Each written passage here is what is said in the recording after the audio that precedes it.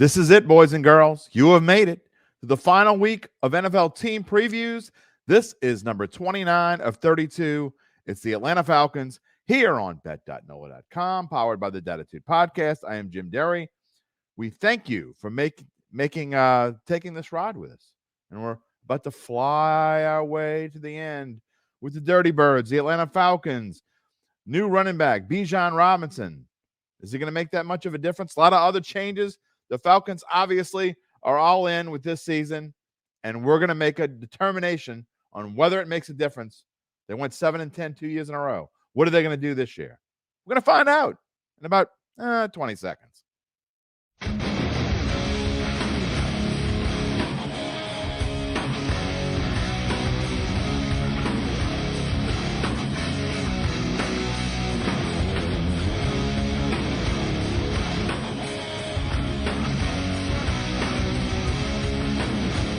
Okay, so we might not exactly find out exactly in 20 seconds. You might have to make it through this thing or at least slide your finger across whatever device you use to fast forward if you want to go straight to my prediction.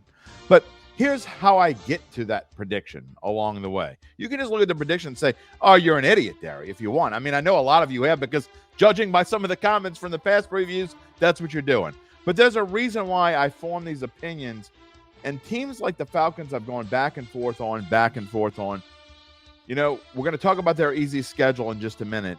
But we're going to start off with, if you noticed, in fact, I'm going to show it again. That front page that we have there, Bijan Robinson is the front page.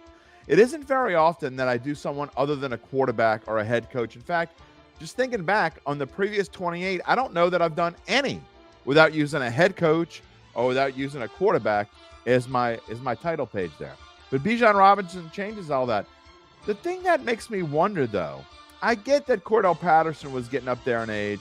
I get they weren't confident Tyler Algier could be a number one back. But if you look at these numbers on the screen, they were third in rushing last year. Rushing hasn't been their problem. It's been passing. And look, Desmond Ridder could be a great quarterback. He only got to play in 4 games last year. In fact, you see down there, one of the departures, Marcus Mariota is gone. They brought him in last year. It's kind of a transition piece for for Desmond Ridder. But Desmond Ridder, it's not like he didn't play. There's a small sample size nonetheless. He played in 4 games last year, started 4 games. How long did it take him to throw a touchdown pass? You want to think about it, or do you know the answer? Well, the answer is it took him until the final game. First 3 games, he did not throw a single touchdown pass. Last one, he threw 2 touchdown passes. Now, the good news is he didn't throw any interceptions either. The average, his completion percentage was in the neighborhood of 63%. Isn't going to cut it. Again, a small sample size. But this is a guy, you're now going into the season with all your hopes resting on this quarterback and Bijan Robinson on offense. Because, and we'll get to Bijan Robinson in just a minute, because when you talk about guys like Drake London, whom you also drafted in the first round of last year's draft, and who had a great season, who looks like he's going to be what the Falcons thought he would be, that's great. You look at Kyle Pitts, who was drafted early the year before that, and he had an injury-plagued season last year, played in 10 games.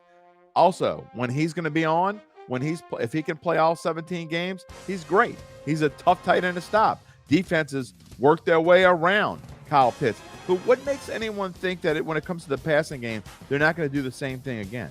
Because what is behind Drake London and Kyle Pitts? Who does Desmond Ridder have to throw to?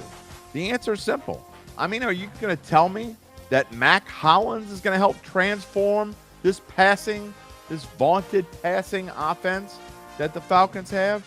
What about Scotty Miller from Tampa Bay? Because he was such a huge part of Tom Brady's offense in Tampa Bay, right? Scotty Miller is going to help you change this passing offense? I don't know.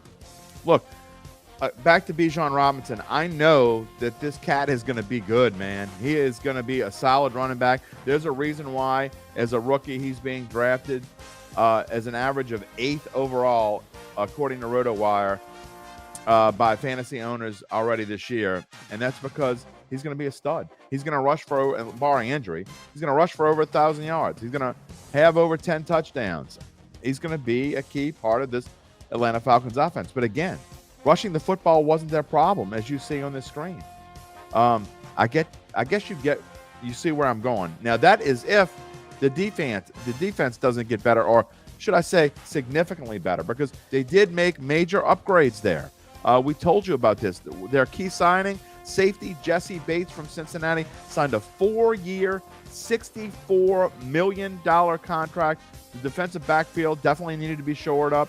You see, they were 25th against the pass, 23rd against the run. Actually, everything needed to be shored up. Also, why they brought in David Onyemata from the Saints, gave him a 3-year deal, $35 million for a defensive tackle. Is he worth it? We're going to find out very early. Also from the Saints, brought in linebacker Caden Ellis, signed him to a 3-year, $21.5 million contract. We shall see. Before we get to the prediction, we got to talk about this schedule, because that's absolutely one thing the Falcons have going in their favor.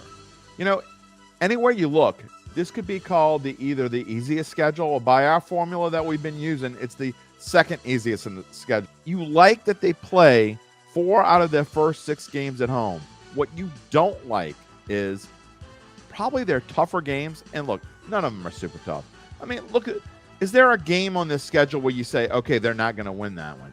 No, there's really not. That's the good thing Atlanta has going for them. I don't think there's a single game on this schedule where anyone would be surprised if we told them right now Atlanta's going to win that game. The toughest games on the schedule are what? At Detroit, maybe Jacksonville, maybe New Orleans. Detroit and Jacksonville happen to be back-to-back. They're both away from home. September 24th at Detroit, October 1st in London. So they got to make that trip across the pond, and then they come home and they have no time off. So that is a weird part. But go along. I like where the bye week is. It's after the middle of the season, but not too far. But that stretch at Tampa Bay, at Tennessee, Minnesota, at Arizona, even though those 3 teams, all beatable teams, you play 3 out of 4, but that's not just that. They play 7 of their last 11 games on the road. 7 of 11. And that includes 3 of the last 4 and the final 2 as a whole. So even once they get past their bye week, you play the Saints twice, at home on the Sunday after Thanksgiving. Then you got to go to Aaron Rodgers and the Jets, home for Tampa Bay, at Carolina, who I think is going to be improved. Indianapolis isn't going to be any good. But then you got to finish the season. It could be tricky. How good is Chicago going to be? Obviously, I don't think they're going to be great by my predictions early last week. And at New Orleans, it's a weird schedule. I'm going to give you that. It's a weird schedule. It's one that Atlanta could make it through if they are significantly better. And it's time for the drum roll. The thing is, I don't think they're significantly better. I think I love Bijan Robinson. I think they made some great improvements in the defense. I just don't think they're there. This defense this division isn't great, but it's not as bad as everyone makes it out to be either. I just think they're going to have landmines in the schedule. I think playing 7 of 11 away from home to finish the season is not easy. And then, packed in that little stretch of home games, you got to go to Detroit and play Jacksonville and London. I think that's a problem. I don't think they're going to win both of their first 2 games. I think they're going to lose at least one to either Carolina or Green Bay at home. They struggled with Carolina last year. Green Bay is going to be a lot better. I told you that last week. Again, I've kind of waffled back and forth. At one point, I had 9 wins for Atlanta. Then I dropped them to 8. And now I dropped them to 7. So maybe they'll be at 8. But still, I think that best bet is worth a play. I think the under 8.5 is worth it. They're playing the odds makers in Vegas, and I think some of the sharp money is going to the over on this team, because if you look at where it is, 8.5 at plus 120, people are playing this over. I just think it's a value to play the under because I get that the schedule's easy, supposedly. I don't think it's easy enough. Could be wrong. I'm trying to keep my I know you. Let me welcome the comments about my bias coming in. We're in New Orleans. Go see what I said about Atlanta last year. I was wrong about them last year. Let's put it that way. I thought they were going to win. They didn't. Tomorrow we're going to talk about the Tampa Bay Bucks. I have swapped the 2. I've swapped Tampa Bay and Carolina, just a heads up. Tomorrow, Tampa Bay, and on Thursday we'll get to Carolina before we wrap it up with the Saints. We'll see you tomorrow.